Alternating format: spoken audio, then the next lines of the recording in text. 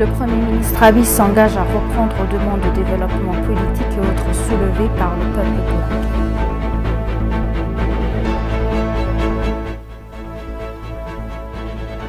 L'Université éthiopienne de la Défense a diplômé des étudiants du premier cycle et des cycles supérieurs dans les programmes d'ingénierie et de sciences de la santé.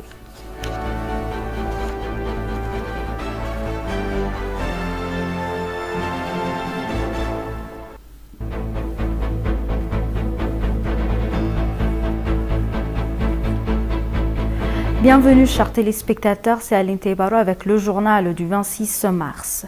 Le Premier ministre Abiy Ahmed a déclaré aux habitants de la zone de Guragé du SNNPR que le gouvernement travaillera en coordination avec toutes les parties prenantes pour répondre aux demandes politiques de développement et autres croissantes dans la zone. Après un accueil tumultueux dans la zone par les habitants, le Premier ministre a déclaré que le remède efficace et complet aux questions et demandes pourrait prendre du temps et ne sera mis en œuvre que progressivement. Le Premier ministre Abiy Ahmed a discuté d'une série de questions avec des membres de la société de la zone de Guragé en présence du haut responsables gouvernementaux et régionaux. Selon lui, le peuple gouragé apprécie la paix et utilise un dialogue constructif pour résoudre ces différends, ajoutant que les Gouragés ont les mêmes droits que tout autre Éthiopien en termes de problèmes régionaux. Le Premier ministre a clairement indiqué que résoudre seuls les problèmes administratifs n'est pas la meilleure ligne de conduite, ajoutant que les Gouragés devraient renforcer leurs liens avec leurs zones environnantes et collaborer pour une croissance partagée. Le Premier ministre a également souligné la nécessité de discours constructifs lorsqu'il répond aux questions.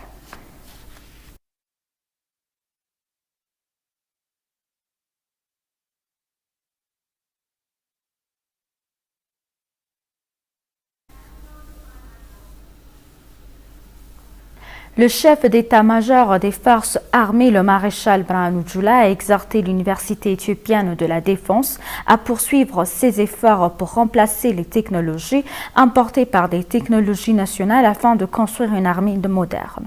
L'université a diplômé des étudiants du premier cycle et des cycles supérieurs dans les programmes d'ingénierie et de sciences de la santé. Le chef d'état-major des officiers supérieurs et des attachés militaires de divers pays était présent à la cérémonie de remise des diplômes. Le maréchal Birhanu a déclaré que l'armée de défense nationale relève efficacement les défis auxquels elle est confrontée et que les établissements d'enseignement tels que l'Université éthiopienne de la Défense ont joué un rôle important à cet égard. Il a dit que puisque l'air et les technologies, l'université devrait se concentrer sur le développement de technologies.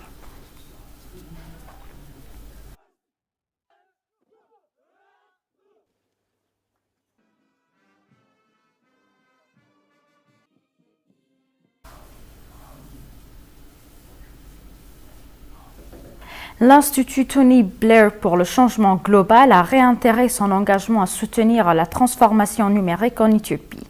Le ministre de l'Innovation et de la Technologie, Beled Amoula, a rencontré et discuté avec l'ancien Premier ministre britannique et fondateur et président exécutif de l'Institut Tony Blair sur les moyens de renforcer la coopération. L'Institut Tony Blair a fourni à l'initiative Digital Ethiopia 2025 une assistance technique pour le biais d'entreprises de recherche sur la mise en œuvre de services électroniques et d'initiatives de renforcement des capacités. Les deux ont discuté du futur soutien de l'Institut en termes d'infrastructures numériques comme le centre de données, l'accès à l'Internet, le cloud et les nouvelles technologies.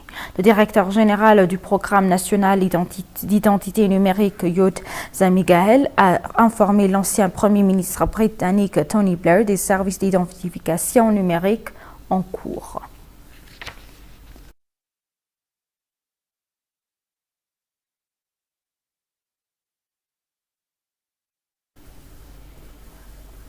Les chiffres révèlent que des milliards de personnes à travers le monde n'ont pas accès fiable à l'eau potable, soulignant la conclusion inévitable qu'à moins que des mesures urgentes ne soient prises, la situation pourrait devenir encore plus incontrôlable. C'est sur quoi ont délibéré les participants de la première conférence des Nations Unies sur l'eau depuis une génération qui s'est tenue à New York de mercredi à vendredi. S'adressant à ce sommet, le ministre éthiopien de l'eau et de l'énergie, Habta Mustafa, a appelé à un partage équitable de l'eau pour tous. S'exprimant à cette occasion, le ministère éthiopien de l'eau et de l'énergie, Habta Mustafa, a déclaré que bien que la sécheresse qui sévissait en Afrique de l'Est ait causé des pertes importantes de bétail, y compris En Éthiopie, son gouvernement faisait de son mieux pour résoudre les problèmes de pénurie d'eau et d'assainissement. Le ministre a également indiqué que l'Éthiopie s'est engagée dans une action pour réduire les problèmes d'eau à travers un projet phare, l'initiative de l'énergie verte. Concernant le grand barrage, il a rappelé que le pays riverain à avoir un partenariat gagnant-gagnant. Il va exhorter les participants à assurer une part raisonnable de l'eau pour tous. Il convient de rappeler que l'Éthiopie a récemment révélé que la construction de son méga barrage sur le Nil venait d'être achevée à 90 PC.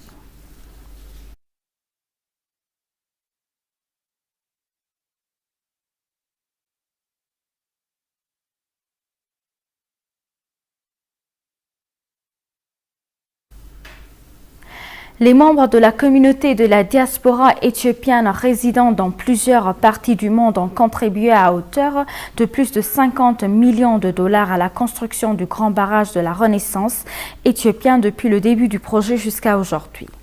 Le directeur des communications de service de la diaspora éthiopienne, Wendosan Girma, a déclaré qu'en plus de leur contribution financière, les membres de la communauté de la diaspora éthiopienne soutiennent la construction du barrage avec leur travail, leurs connaissances et leurs idées. De plus, la diaspora a repoussé sans relâche les pressions extérieures destinées à détourner l'attention d'une processus construction ayant mis en lumière la position de l'Éthiopie sur l'utilisation à l'amiable et raisonnable de la rivière Abaye sur les plateformes internationales, a-t-il déclaré. La construction du barrage est entièrement financée par le gouvernement et le peuple éthiopien.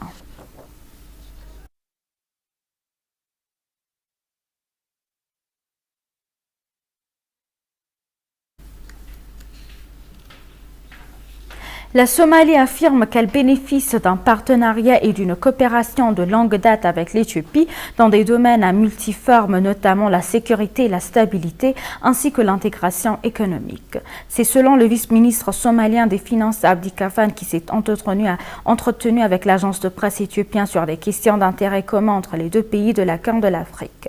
Dans une interview exclusive avec l'agence de presse éthiopienne, le vice-ministre des Finances Kafan a déclaré que l'Éthiopie avait fourni un soutien à la stabilité de la Somalie.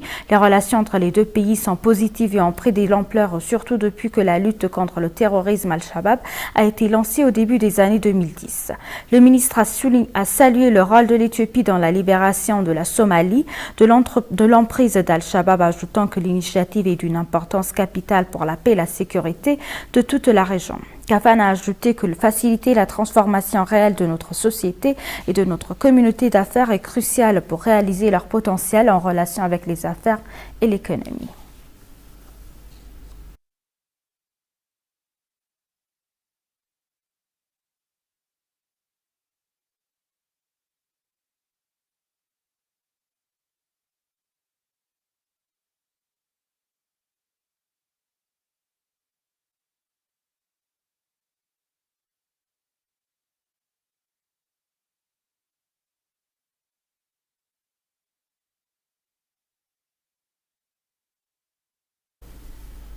Et pour conclure le journal, l'IGAD a fourni plus de 4,2 millions de beurre à utiliser pour la réhabilitation des zones touchées par la sécheresse dans la zone de Borana de la région d'Oromia.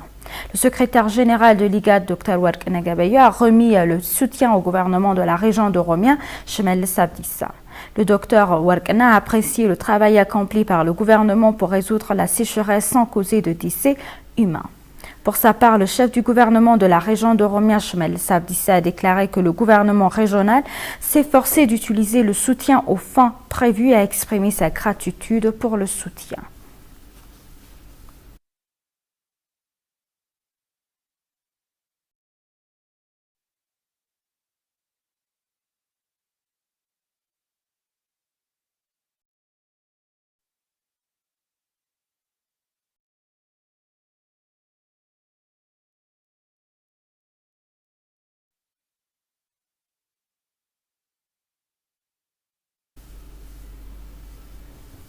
Chers téléspectateurs, nous vous rappelons les titres principaux.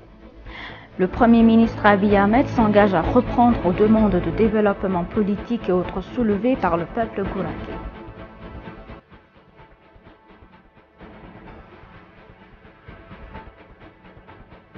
L'Université éthiopienne de la Défense a diplômé des étudiants du premier cycle et des cycles supérieurs dans les programmes d'ingénierie et de sciences de la santé. Merci chers téléspectateurs, c'est la fin du journal, c'était Aline Taibaro avec le journal. Restez avec nous avec le reste des programmes. Bonne journée.